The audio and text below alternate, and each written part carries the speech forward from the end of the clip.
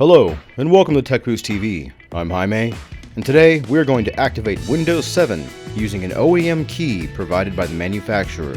Please note that for this process to work, you must have the manufacturer-provided restore disk. The Windows key activation number specific to your computer is located on the system itself on what is known as a Certificate of Authenticity, or COA. It is a 25-digit key code and you will need to enter this when prompted.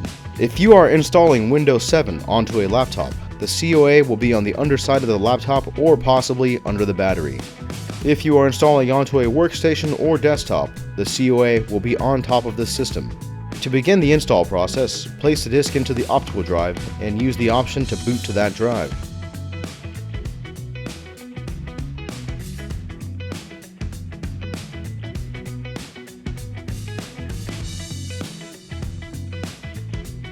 Follow each prompt until you arrive at a screen asking for the activation key.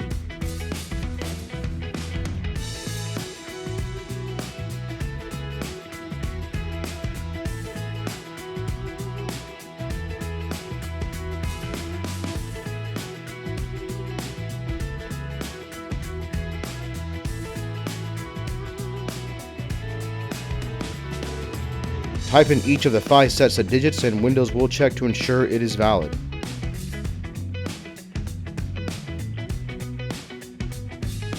Double check for accuracy if you receive a message saying it is not valid. If not successful, ensure the key has been typed in correctly.